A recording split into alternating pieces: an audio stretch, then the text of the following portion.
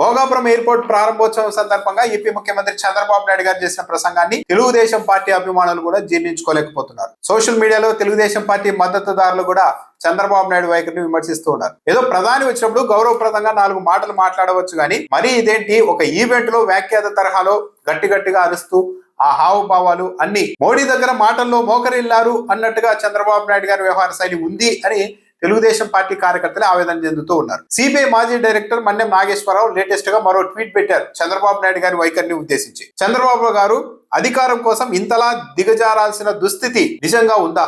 దివికెగిరిన ఆ మహానుభావుడు ఎన్టీఆర్ గారి పవిత్ర ఆత్మ, తెలుగువారి ఆత్మ గౌరవాన్ని తాకట్టు పెడుతున్న మీ ప్రవర్తన చూసి ఎంతగా శోకిస్తుందో ఊహించుకున్నారా అని సిబిఐ మాజీ డైరెక్టర్ మన్నెం నాగేశ్వర్ ట్వీట్ చేశారు. అంటే అధికారం కోసం ఇంతలా దిగజారిపోవడం అవసరమా మీకి అని లేటెస్ట్ గా ట్వీట్ చేశారు. అసలు చంద్రబాబు నాయుడు గారు నరేంద్ర మోడీ గారిని ఉద్దేశించి ఆ ప్రసంగంలో ఏ విధంగా హావభావాలు పలికించారు, ఏ విధంగా గట్టిగా మాట్లాడారు అనే దానికి సంబంధించి కొన్ని క్లిప్పులు కూడా చూడొచ్చు మనం. He's the tallest leader in the world.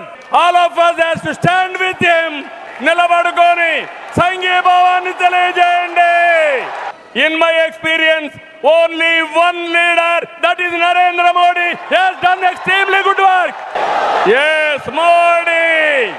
Louder. నేను చెప్పింది వాస్తవం అయితే మోడీ గట్టిగా చెప్పాలి. మోడీ, మోడీజీ. దీనికి మనందరం థ్యాంక్స్ చెప్పాలనా లేదా అని అడుగుతున్నా. థ్యాంక్ యూ, ధన్యవాదాలు. Those who are criticizing him, they have to understand what they have contributed for this nation. He has done for the last 25 years extraordinary work. ఈ విధంగా చంద్రబాబు నాయుడు గారు గట్టిగా అరుస్తూ ప్రసంగించడం, గౌరవప్రదంగా నిలబడి చప్పట్లు కొట్టండి అనడం, ఇవన్నీ చూసిన తర్వాత అక్కడ సభకు వచ్చిన వాళ్ళు కూడా చాలా మంది ఇబ్బంది పడినట్టుగా కనిపించింది. కానీ చంద్రబాబు నాయుడు గారు తొలి నుంచి ఇదే తరహాలో నరేంద్ర మోడీ గారి విషయంలో ఉంటే చర్చ లేదు. కానీ 2018-19 మధ్యలో నరేంద్ర మోడీ గారిని ఉద్దేశించి చంద్రబాబు నాయుడు గారు చాలా పర్సనల్ గా అటాక్ చేశారు. తన భార్య ప్రస్తావన తెచ్చారు. ఈ స్థాయిలో మాట్లాడిన చంద్రబాబు నాయుడు గారే ఈ రోజు ప్రధాని నరేంద్ర మోడీ గారిని ఉద్దేశించి ఈ స్థాయిలో మాట్లాడడం, ఈ ప్రసంగం చూసి తెలుగుదేశం పార్టీ అభిమానులు, కార్యకర్తలు ఆవేదన చెందుతూ ఉండవచ్చు. కానీ ప్రస్తుతం చంద్రబాబు నాయుడు గారి పరిస్థితి, తెలుగుదేశం పార్టీ పరిస్థితి, ఆత్మగౌరవము, మనోభావాలు వీటి గురించి పెద్దగా ప్రాధాన్యత ఇచ్చే పరిస్థితుల్లో లేదు. తెలుగుదేశం పార్టీ నాయకత్వానికి ప్రస్తుతం 2 అంశాలు కీలకంగా ఉన్నాయి చంద్రబాబు నాయుడు గారి ప్రసంగం మీద కొందరు తెలుగుదేశం పార్టీ అభిమానులు ఈ రోజు ఆవేదన వ్యక్తం చేస్తూ ఆ ప్రసంగాన్ని చూపెడుతూ తెలుగువారి ఆత్మగౌరవం, ఎన్టీఆర్ గారి ఆత్మకు శోభించడం లాంటి మాటలు మాట్లాడుతున్నారు. కానీ ఇవన్నీ ఆల్రెడీ ఎప్పుడో జరిగిపోయాయి. నిజంగా ఆత్మగౌరవం కాపాడాలి అన్న ఉద్దేశమే చంద్రబాబు నాయుడు గారికి ఉంటే, అదే ముఖ్యం అనుకుంటే, బీజేపీని 2018-19 మధ్య ఇష్టానుసారం తిట్టి, ప్రధాని నరేంద్ర మోడీ గారిని తిట్టి, మళ్ళా ఆ తర్వాత పొత్తు పెట్టుకున్నప్పుడే ఆ ఆత్మగౌరవం అన్నది తెలుగుదేశం పార్టీలో ఏ మేరకు ఉంది అన్నది ఒక పెద్ద ప్రశ్న అయింది. ఇక ఎన్టీఆర్ ఆత్మకి శోభ అంటే ఆయన కాంగ్రెస్ పార్టీకి వ్యతిరేకంగానే తెలుగుదేశం పార్టీని స్థాపించారు. అలాంటిది 2018లో తెలుగుదేశం పార్టీ కాంగ్రెస్ పార్టీతో పొత్తు పెట్టుకొని మరి ఎన్నికలకు వెళ్ళింది తెలంగాణలో. సో ఎప్పుడో చంద్రబాబు నాయుడు గారి ఈ ఆత్మగౌరవం, ఎన్టీఆర్ ఆత్మ క్షోభిస్తుందా లేదా, తెలుగుదేశం పార్టీ మౌలిక సిద్ధాంతాలు ఏంటి, వీటన్నిటిని చంద్రబాబు నాయుడు గారు ఎప్పుడో పక్కన పెట్టేసి రాజకీయ అవసరార్థం ఎప్పుడు ఏది అవసరమో అదే చేసుకుంటూ వెళ్తున్నారు. ఈ రోజు మన నరేంద్ర మోడీ గారిని ఈ స్థాయిలో పొగడడం అన్నది అవసరమని చంద్రబాబు నాయుడు గారు భావించి ఉండవచ్చు. అదే పని చేస్తూ ఉన్నారు అవసరార్థం. పైగా టీడీపీతో పొత్తు కుదుర్చడం కోసం బీజేపీ పెద్దల దగ్గర నేను చాలా మాటలు తిన్నాను, ఆ మాటలు పడి మరి తెలుగుదేశం పార్టీని బీజేపీని దగ్గర చేయాల్సి వచ్చింది అని స్వయంగా పవన్ కళ్యాణ్ గారు చెప్పినప్పుడే ఆత్మగౌరవం ఉన్న తెలుగుదేశం పార్టీ వాళ్ళు అప్పుడే స్పందించి అది కాదు అని చెప్పి ఉండాల్సింది. ఆ రోజు కూడా ఏమీ మాట్లాడలేకపోయారు. తన రాజకీయ భవిష్యత్తు, పార్టీ రాజకీయ భవిష్యత్తు, మరీ ముఖ్యంగా తన కుమారుడి రాజకీయ భవిష్యత్తు, వీటి మీదే చంద్రబాబు నాయుడు గారికి ఎక్కువగా ఆసక్తి ఉంది, ప్రాధాన్యత అదే. దానికి తోడు ఇప్పుడు అధికారంలో ఉన్నారు కదా అని వైఎస్ఆర్ కాంగ్రెస్ పార్టీ వాళ్ళని రాచి రంపాన పెడుతున్నారు, చిత్రహింసలకు గురి చేస్తున్నారు పోలీస్ వ్యవస్థను వాడుకుంటూ. మరి ఈసారి మళ్ళీ వైఎస్ఆర్ కాంగ్రెస్ పార్టీ వస్తే తెలుగుదేశం పార్టీకి కింద నుంచి పై వరకు మామూలుగా ఉండదు, అటువైపు నుండి కూడా అదే స్థాయిలో రివెంజ్ అంతకు మించి ఉంటుంది అన్న ఒక అభిప్రాయం కూడా ఉంది. దానికి తోడు అసలు తాను బీజేపీతోనే కలిసి ఉంటే 53 రోజుల పాటు వైసీపీ ప్రభుత్వ హయాంలో జైలుకు కూడా వెళ్లి ఉండాల్సిన పరిస్థితి వచ్చేది కాదు అన్న అభిప్రాయం కూడా చంద్రబాబు నాయుడు గారిలో ఉంది. కాబట్టి రేపు ప్రొద్దున ఎన్నికల్లో ఓడినా గెలిచినా సరే ఒక బీజేపీ లాంటి ఒక పెద్ద పార్టీ సపోర్ట్ ఉంటే కొద్ది వరకైనా రక్షణ ఉంటుంది అన్న ఉద్దేశంతోనే తెలుగుదేశం పార్టీ నాయకత్వం ఆలోచన చేస్తోంది. దానికి తోడు పరస్పర అవసరార్థం ఇప్పుడు కలిసి ఉన్నప్పటికీ కూడా బీజేపీ పెద్దలు ఎట్టి పరిస్థితుల్లో కూడా చంద్రబాబు నాయుడు గారిని నమ్మే పరిస్థితుల్లో లేరు.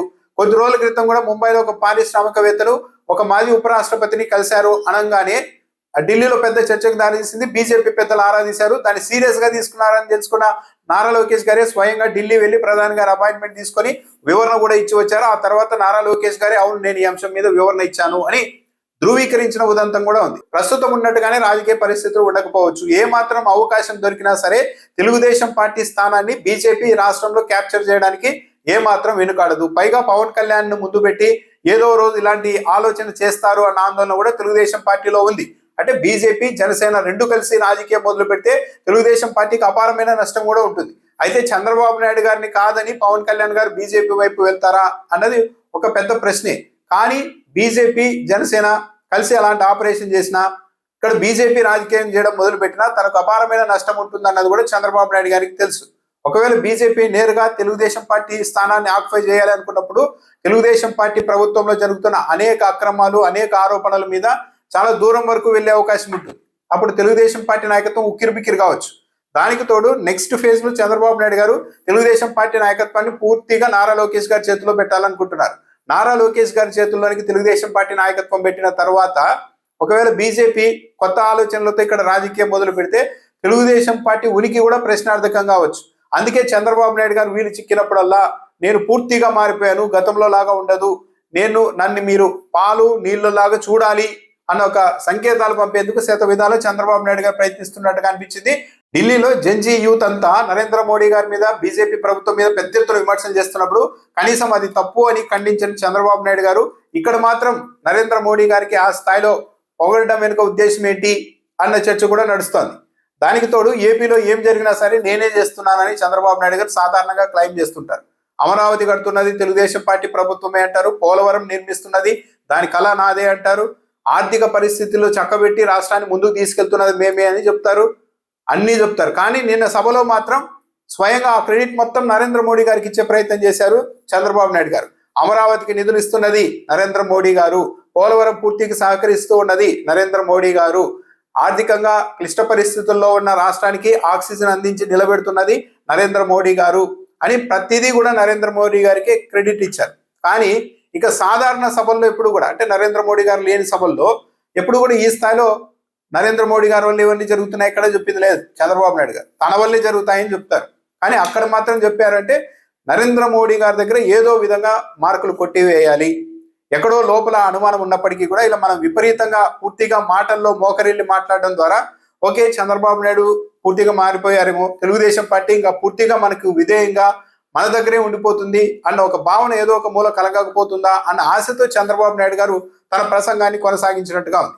చంద్రబాబు నాయుడు గారి ప్రసంగం చూసిన తర్వాత అంత సీనియర్ ముఖ్యమంత్రి, నరేంద్ర మోడీ గారి కంటే ముందే ముఖ్యమంత్రి, 2018-19 మధ్య ఇష్టానుసారం నరేంద్ర మోడీ గారిని దూషించిన చంద్రబాబు నాయుడు గారే ఈరోజు మళ్ళీ నరేంద్ర మోడీ గారిని ఆ స్థాయిలో పొగుడుతూ ఉన్నారంటే తెలుగుదేశం పార్టీ ఎంత సున్నితమైన పరిస్థితుల్లో ఎంత క్లిష్టమైన పరిస్థితుల్లో ఉందో దీన్ని బట్టి అర్థం చేసుకోవచ్చు. పైగా ఆ ప్రసంగంలోని చంద్రబాబు నాయుడు గారు ఏం చెప్తూ ఉన్నారు, నరేంద్ర మోడీని విమర్శించే వాళ్ళు గుర్తు పెట్టుకోవాలి, 25 ఏళ్లలో ఆయన ఈ దేశానికి గుజరాత్ కు చాలా చేశారని కూడా మాట్లాడుతూ ఉన్నారు.